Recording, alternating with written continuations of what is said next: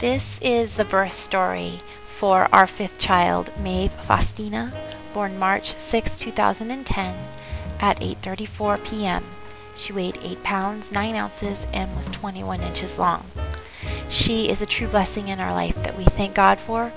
I also thank God for my wonderful husband and also my sister-in-law, Karen, who happened to be our midwife, who helped us deliver our last two girls at home. Maeve is our fifth child. She was due March 1st, but born March 6, 2010. I should have known how it would go by the fifth time, but my deliveries are very fast and intense. By Friday, March 5th, I was ready for her to be born. I thought a Saturday baby would be great because the oldest two kids wouldn't have school until Monday morning, which would make life a bit easier. I woke up Saturday morning and nothing. I decided to go to a mom's group meeting at 9 a.m. to keep my mind busy. By the end of the meeting, I thought something would be going on, a backache, anything, but nothing was happening. Frustrated, I called Karen and asked if I could use castor oil to try to induce the baby. She agreed as long as she was there when I took it. I'd used castor oil with my oldest child and had a 3-hour labor. My subsequent kids were born in labors between 1 and 2 hours, and she didn't want me to take any chances. She came over and checked my cervix around 2 p.m. I was 2 centimeters and 80% effaced. She told me I should take a walk and then try the castor oil. She also mentioned that she didn't want me to get my hopes up too high. Castor oil is guaranteed to clean you out, but not guaranteed to produce a baby. I did as she said. By 6 p.m. I was really frustrated. I'd had minimal contractions that were inconsistent and weak at best, and no closer than 15 minutes apart, pretty much all day. Karen suggested I eat some dinner, and that if nothing had happened by then, that it was likely the baby wouldn't come that night. Get some sleep was her recommendation. I was disappointed. Phil took the older kids with Karen to get some dinner so I could relax and potentially get to bed early.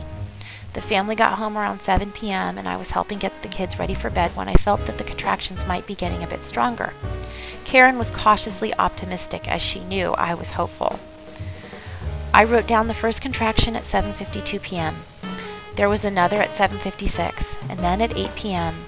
there was one that stopped me in my tracks. The kids were watching a Dora video. I still wasn't sure, but I definitely wanted privacy, and since this was going to be a home birth, the kids either needed to go to bed or go to my sister's house. My husband called my sister, who lives about 7 minutes away, and asked them to come to our house so he didn't have to leave me, as things looked like they were progressing quickly. They, in fact, were at dinner with my cousin Pamela and Randy at a dinner party we were supposed to be at. My husband fast-forwarded the Dora movie and got the kids in bed as I walked around the house, contractions now 2 minutes apart. The kids were oblivious. They gave me a kiss goodnight and by the grace of God went to bed without any trouble, which is not a usual occurrence at our house.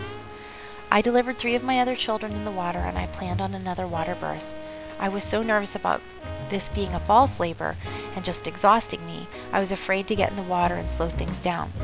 Karen took one look at me and assured me that this was not going to shut down. I got in the warm tub and immediately felt better. I was in the tub for about 15 minutes when Karen asked me if I felt the urge to push.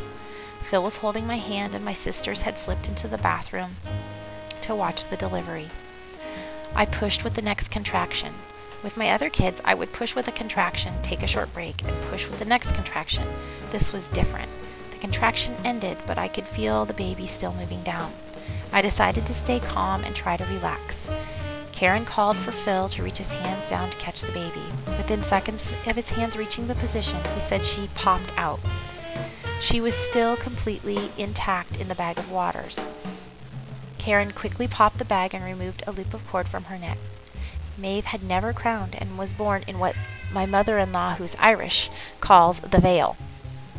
This is evidently a really special way to be born and comes with many spiritual blessings, so we are super excited. It was a completely different labor experience than the other 4. As before, I was surrounded by the most important people in my life, but this birth was quick and intense, but calm at the same time. I held my new baby girl immediately and felt thankful for this new life, for my husband, and for my 4 other children. I know a water home birth is not for every mom, and I'm thankful for the hospital option should I have ever needed it, but I wouldn't want to do it any other way. Again, I'm so thankful to Karen for the wonderful care that she gives us, and I'm so happy to welcome Maeve into our family.